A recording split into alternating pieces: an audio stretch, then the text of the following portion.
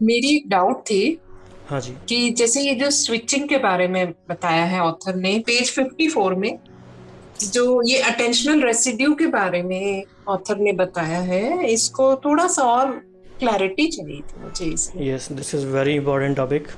Author ने इसका बहुत सुंदर डायग्राम भी दिखाया है हमें बुक में कि कैसे हमारे अटेंशनल स्पेस में एक चीज बाहर की तरफ एग्जिट कर रही है और एक चीज एंटर कर रही है। बीच में थोड़ा सा अटेंशनल रेजिड्यू रह गया है। तो इसको इस तरह समझ सकते हैं कि जब भी हम किसी भी टास्क को फिनिश करते हैं, फॉर एग्जाम्पल ये सेशन का ही जब एंड होगा तो उसके बाद कुछ कुछ चीजें हमें सेशन के बारे में याद आएंगी। तो ऑथर कहते हैं कि उस टास्क को कंप्लीशन स्टेज पे जब हम छोड़ेंगे तो रेजिड्यू कम रहेगा, मतलब रेजिड्यू रहेगा ही नहीं। तो कंप्लीशन की हमारी डेफिनेशन क्या है वो हमें क्लियर होगी, किस टास्क को हम कैसे कंप्लीट कर ले ताकि वो रेजिड्यू अगले टास्क में हैम्पर ना करे। इसको ऐसे भी समझ सकते हैं जैसे कि एक टिपिकल एग्जांपल ले लेते हैं। हमने कोई बहुत अच्छी मूवी देखी या कोई घर पे भी नहीं, सिनेमा हॉल में देखी, आप ऐसे मान के चलो, और बहुत अच्छी मूवी देख कर आए, जैसे लेट्स से बाहुबली। तो उसके बाद क्या होता है, वो हैंगओवर रहता है माइंड में, उसके बारे में ही दिन भर सोचेंगे, डिस्कस करते रहेंगे।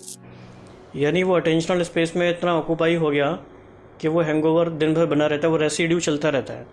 और उसे पूरा क्लीन होने में या तो कोई नेक्स्ट ऐसी चीज़ आ जाए या फिर वो धीरे धीरे रेसिड्यू कम होता जाता है। तो it is an obstacle for hyper focus.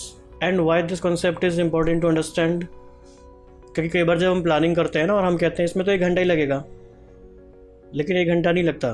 वो उसके आगे पीछे भी बहुत सारा रेसिड्यू रहता है, वो हमारे अटेंशन को ऑक्यूपाई करता है। इसलिए वी शुड बी केयरफुल कि हम किसको, एक्चुअली इसको हम अपने एडवांटेज के लिए यूज़ भी कर सकते हैं। जैसे ये सेशन हुआ तो हमारी अवेयरनेस का लेवल बढ़ा, इसका जो रेसिड्यू होगा वो अच्छा है, क्योंकि माइंड में वो थॉट चलता रहेगा कि मेरा कितने आवर्स हो रहे हैं, मुझे मेरा टारगेट क्या है, क्या मैं 15% बढ़ा सकता हूँ, नेक्स्ट टाइम 20% बढ़ा सकता हूँ। और एक था स्विचिंग कॉस्ट, वो क्या है? मतलब जब हम मल्टीपल टास्क में जगल करते हैं, एक तरह से एक बार ये टास्क कर रहे हैं एक बार वो टास्क कर रहे हैं या फिर फ्रीक्वेंटली चेंज करते हैं, तो हमें उस पे नेक्स्ट टास्क पे अटेंशन बनाने में थोड़ा टाइम लगता है। इसमें बुक में ऐसा दिया गया है कि one study found that when we continuously switch between tasks, our work takes 50% longer compared with doing one task from start to completion. मतलब 50% longer हमें लग सकता है अगर हम एक टास्क को खत्म किए बिना दूसरे में जंप कर जाएं। इसको हम ऐसे भी ऑब्जर्व कर सकते हैं, अगर आप कोई ऐसा दिन अपना ऑब्जर्व करें जब आपका किसी काम में फोकस ही नहीं हो रहा है, मन ही नहीं लग रहा है, तो उस दिन क्या हो रहा है, उस दिन साइमल्टेनियसली ये भी हो रहा है कि आप टास्क के बीच में स्विच कर रहे हैं अननोइंगली।